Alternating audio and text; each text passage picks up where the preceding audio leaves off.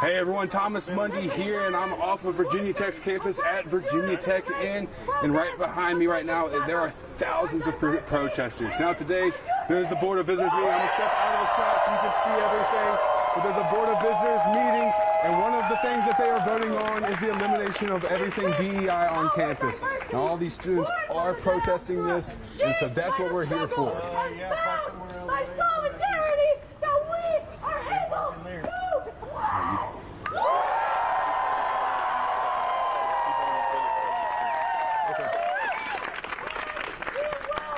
Here's your mic. Because what? The people united will never be defeated. The people united. I'll be in there. All right. The people united will never be defeated. The people united will never be defeated. The people united will never be defeated. The people united. I have the honor and the privilege to introduce my co-worker, my Palestinian sister, and my best friend to the stage.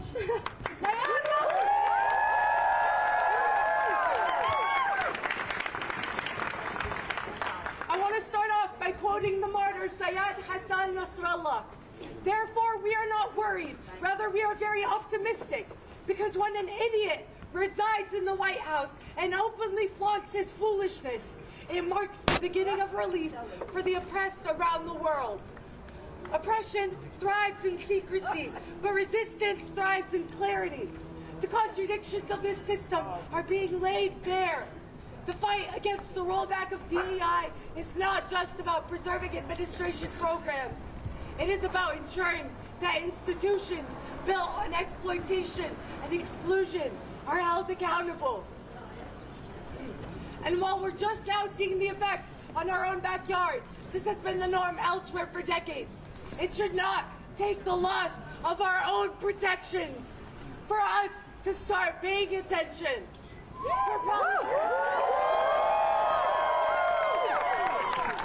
For Palestinians, for Black and Indigenous communities, for immigrants, and for the working class, this fight has been constant.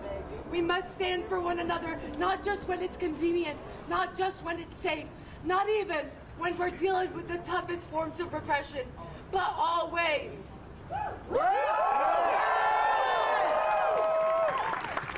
We cannot afford to be selective in our outrage and to fight only for what benefits us, because at the end of the day, this fight is not just about DEI. It is not just about Virginia Tech. It is about the fundamental struggle between people and institutional powers. Yeah. Institutional powers that would rather protect their funding, their reputation, and their own comfort than defend the very people they claim to serve. Yeah. We, the students, the faculty, and the people of Virginia Tech demand more than empty slogans of UPROSA when the university turns its back on the very people they are meant to serve.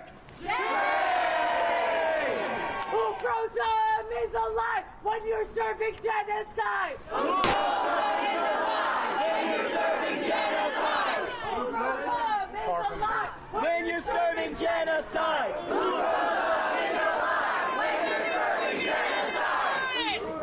UPROSA is a lie when you're serving genocide, when you're serving fascism, racism, and discrimination against the people that stand for this university.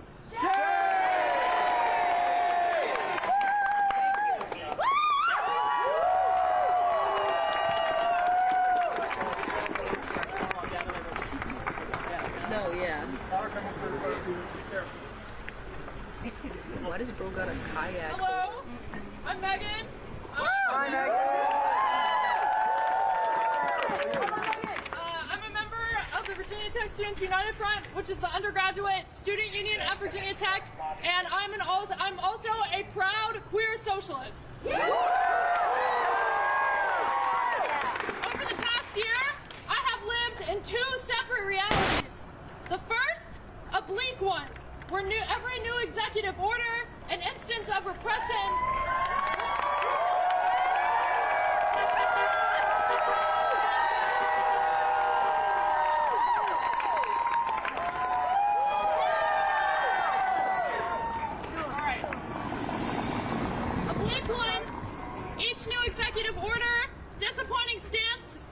from VT admin, an instance of repression, a terrifying look into the future, one that may be dictated by fascism and social isolation.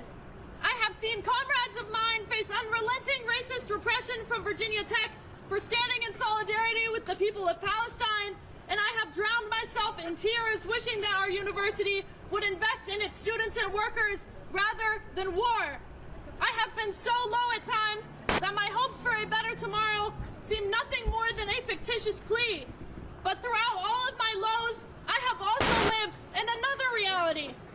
One that is defined by strength, unity, and selfless sacrifice for a better world.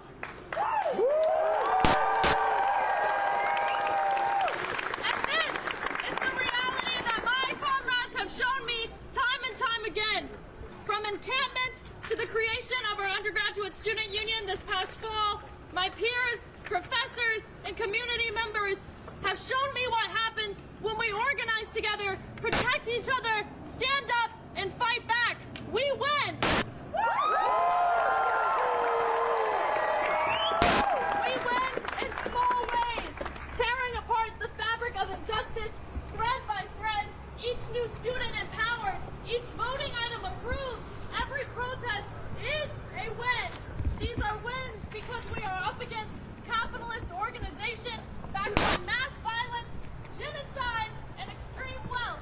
And yet, despite feeling intimidated by what we are up against, history has shown us that our small wins have and can change the world.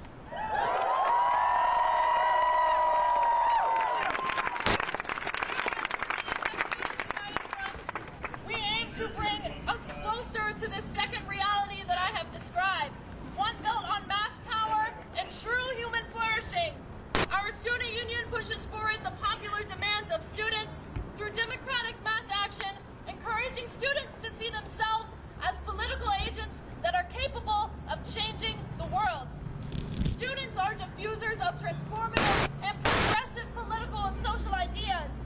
Those in office, administration of our corrupt institutions, and spokespeople for the empire will call us erratic, they will call us dramatic, and they will call us ill-informed. But we know that these attempts to silence or dismiss our political vision are done out of nothing but fear.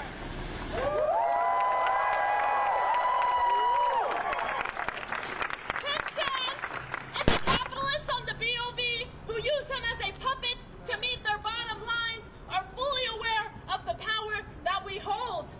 As Peter Camejo taught us, if you were to look at students in isolation, you would say that they do not have any real power. But put the students into the network of society, the interrelationship with their parents, between each other universities and schools, and the communities that surround them, the ruling class can see an immediate threat. Before I finish today, I want to leave you all with 2 points. 1, today's protest, us being here, you being here, raising your voice alongside your neighbor, is a win.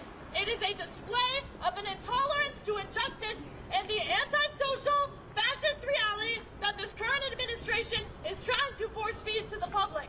Yeah. And second, the only path forward for Virginia Tech is to adopt true forms of diversity, equity, and inclusion. We need a university run by its students and workers because we make up this university. We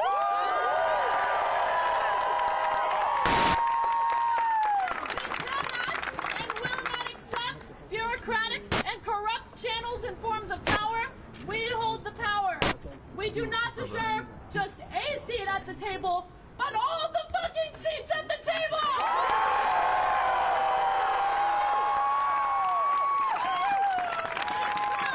Democratic mass organization and action by which we will defeat the right and change Virginia Tech into a true, liberated people's campus. This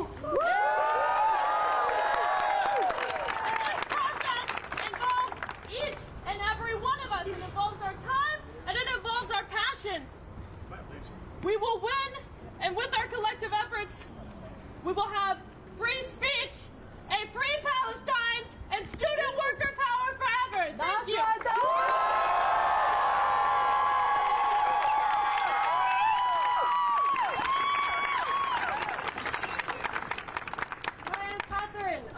Agency for Climate Justice. We came here today to say we won't go back. And instead we're here and we resolve to create diverse, equitable,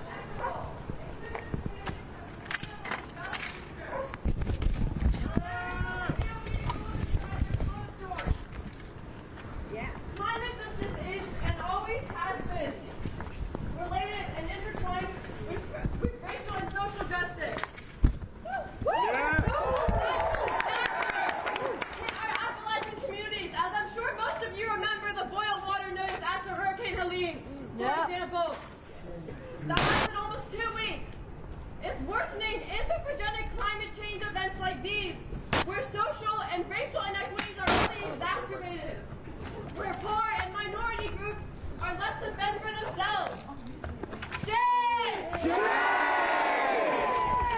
we can see this pattern continue on a global scale, with U.S. empire still continuing the imperialist practices with proxy states to destabilize countries of the global majority for the benefit of control of natural resources, therefore creating refugees and immigrants who are then unjustly shunned at the door of this country. The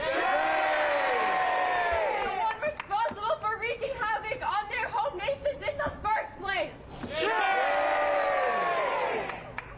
In order to uphold the U.S. empire place of power and impunity on the world stage, it is here we can start to see a picture painted by the oppression and exploitation of black and brown communities, indigenous communities in the natural environment. These groups are on the front lines of pollution, destruction, and displacement of the neo-colonialism-fueled climate crisis.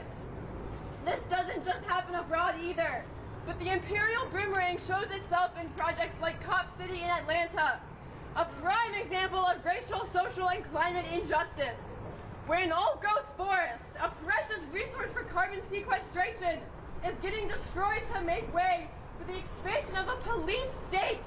Police who are trained by the Israeli occupation forces! Shame!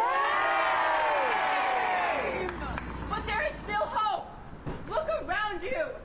Look at the people beside you today who cared enough to come out.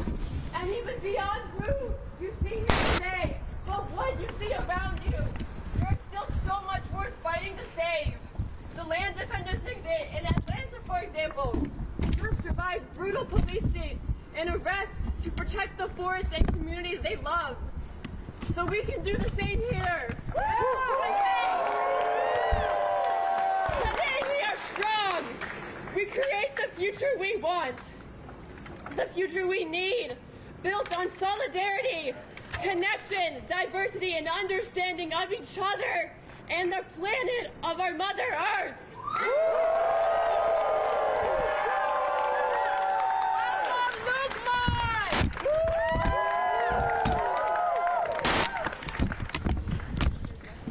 United, we bargain. Divided, we beg. In my 17 years living in this country, I've learned one thing. The ruling class makes money when we, the people, the workers, the students, suffer. When you individually come to the ruling class, like Gene Stosser and David Calhoun, you beg and you lose. When you unite with your workers and your students, you bargain and you win.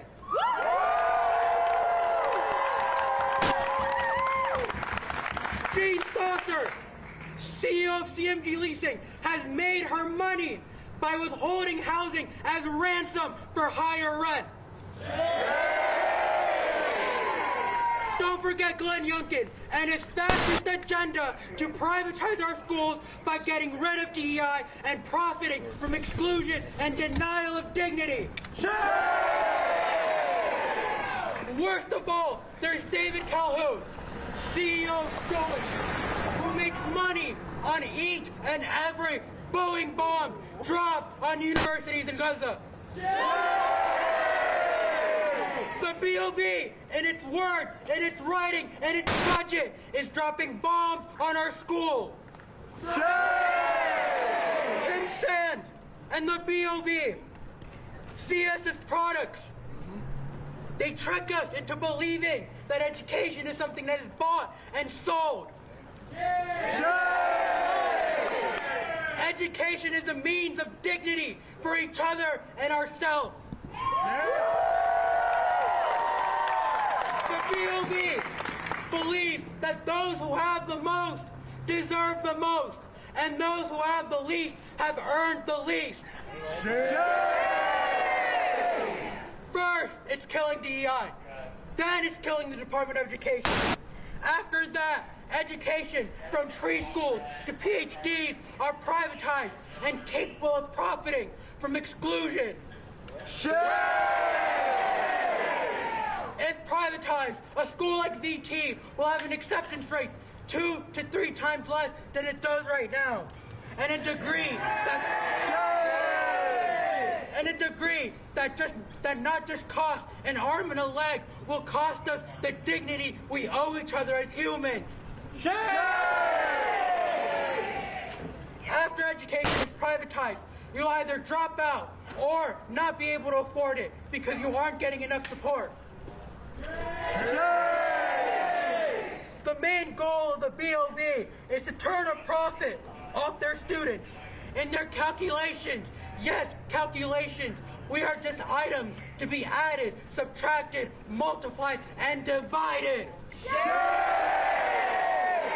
There is money to be made in denying you the dignity that education provides. Do not get it twisted. The current fascist federal government and the BOV, education are only valuable when we, the people, are denied it. The BOV and our fascist government are smart enough to know what they're doing will hurt everyone. They just do not care.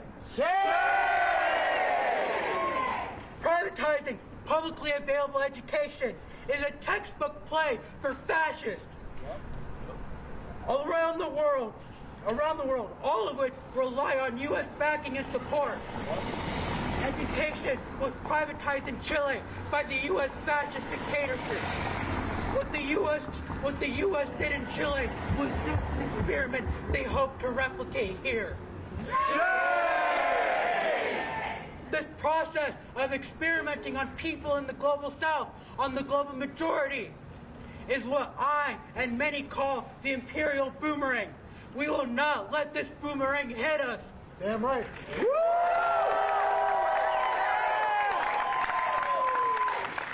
When we unite, we make it clear that we will not beg. We make it clear that people come before profits. We make it clear to Tim Sands and the BOV that they must come to the table or face consequences. Right. If you walk away with one idea today, is that when we unite against the BOV and the government, we bargain and we win.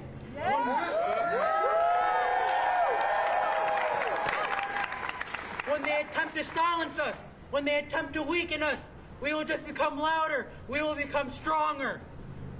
Yeah. United we bargain.